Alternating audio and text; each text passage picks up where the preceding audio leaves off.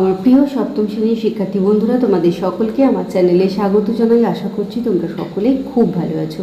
আজকে আমি তোমাদের 2024 সালের রায়োমার্টিনে যে প্রশ্ন বিচিত্র প্রকাশিত হয়েছে তার 286 পাতায় যে 3 নম্বর স্কুল রয়েছে, সেখানে তোমাদের সপ্তম শ্রেণীর সেকেন্ড ইউনিট টেস্টের ভূগোলের প্রশ্ন দেওয়া রয়েছে। আমি আজকের উত্তরগুলো তোমাদের দেখিয়ে দেবো। ইতিমধ্যেই যারা চ্যানেলটিকে সাবস্ক্রাইব করে নিয়েছো তাদের সকলকে অসংখ্য ধন্যবাদ জানাই। আর যারা নতুন দেখছো তারাও চ্যানেলটিকে সাবস্ক্রাইব করে সাথে থেকো। চলো তাহলে শুরু করছি। দেখো, একের দাগে সঠিক উত্তরটি নির্বাচন করে লেখো। প্রথম একের প্রশ্ন, যে মরুভূমি থেকে বায়ুবাহিত লোয়ে সঞ্চিত হয়ে হোয়াংহো সমভূমির সৃষ্টি হয়েছে সেটি হলো বিয়েরটা গোবি। 3 নম্বর প্রশ্ন, নদীর উচ্চ প্রবাহে সৃষ্ট ভূমিরূপটি হলো, এটা হবে ডিয়েটা গিরিখাত।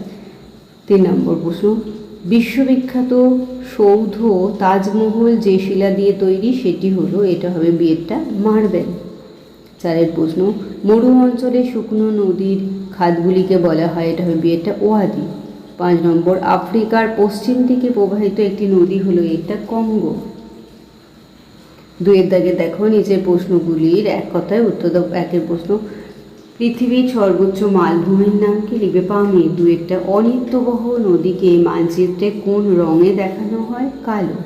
3 নম্বর প্রশ্ন, কোন শ্রেণীর মাটিতে বালি ও কাদার পরিমাণ প্রায় সমান থাকে? এটা হবে দোআঁশ। 3 দেখো, নিম্নলিখিতগুলি থেকে অর্থবহ শব্দ নির্ণয় করো। এটা হয়ে যাবে হারমাট্টান, পরেরটা হয়ে যাবে আলেকজান্দ্রিয়া। 4 দেখো সংক্ষিপ্ত উত্তর দাও। 1 নীল নদীর ওপর আসোয়ান বাঁধ নির্মাণের 2টি মূল উদ্দেশ্য কী ছিল? 1 লিখবে বন্যা নিয়ন্ত্রণ, 2 লিখবে কৃষি জমিতে জলসেচ।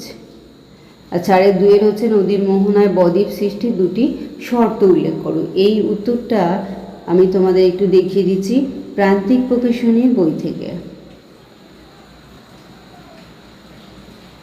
দেখো, নদীতে বদ্বীপ গড়ে ওঠার অনুকূল শর্ত পরিবেশগুলো, 1 হচ্ছে মোহনার কাছে নদীর স্রোতের বেগ কম হতে হয়, আর 2 হচ্ছে নদী তার মোহনার যে অংশে সাগর উপসাগর হ্রদে পতিত হবে সেখানকার গভীরতা কম হওয়ার প্রয়োজন। এখানে তোমাকে বলা হয়েছে 2টি শর্ত, আমি 2টি বলে দিলাম, বাকিগুলো তোমরা দেখে নাও তোমাদের পছন্দ মতো। এখান থেকে তোমরা যে কোনো 2টি লিখে দেবে।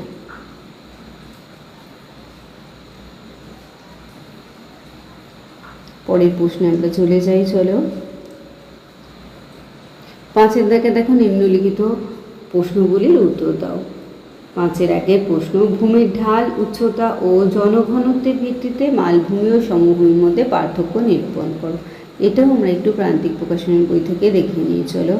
দেখো, ওখানে আমাকে প্রশ্নতে বলা হয়েছিল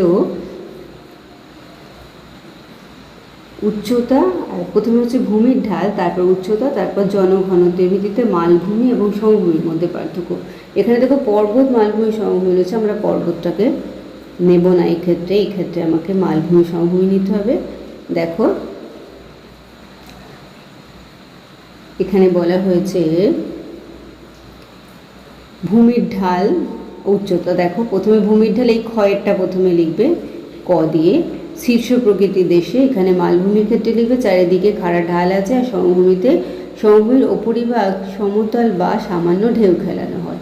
আর পরে উচ্চতা চেয়েছে, উচ্চতাটা লিখবে মালভূমির ক্ষেত্রে সাধারণত 300 মিটারের বেশি, আর সমভূমি হচ্ছে 300 মিটারের কম।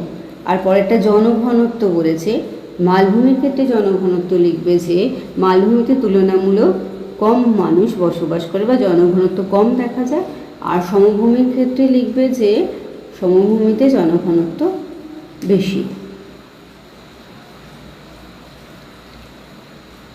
5 প্রশ্ন দেখো, মাটি সৃষ্টিতে জলবায়ু ও ভূপ্রকৃতির ভূমিকা ব্যাখ্যা করো। এই উত্তরটা আমি তোমাদের যে ভূগোল বই আছে তার 63 পাতা থেকে দেখিয়ে দিচ্ছি। দেখো,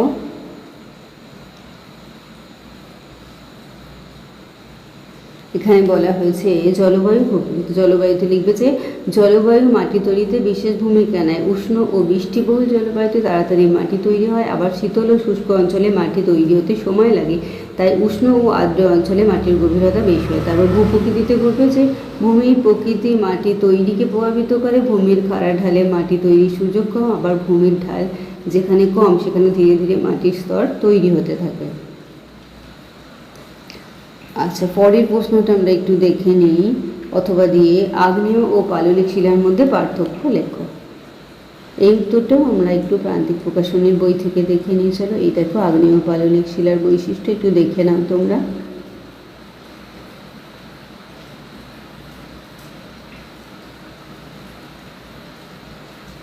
এখান থেকে তোমরা লিখে নিও।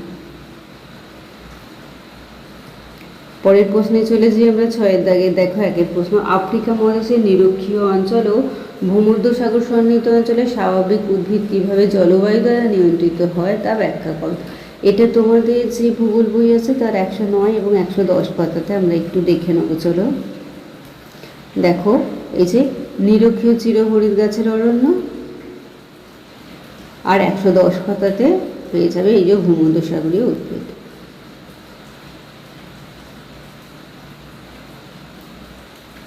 আচ্ছা, এইবার আমরা 6-এর 2-এর প্রশ্ন চলে যাবো, শেষ প্রশ্ন, মানুষের নানাবিধ ক্রিয়াকলাপ নদীর ওপর নেতিবাচক প্রভাব ফেলে, বক্তব্যটির যথার্থতা বিচার করো। এই উত্তরটা আমরা একটু প্রান্তিক প্রকাশনের বই থেকে দেখে নিয়ে চলো। নিচে দেখো,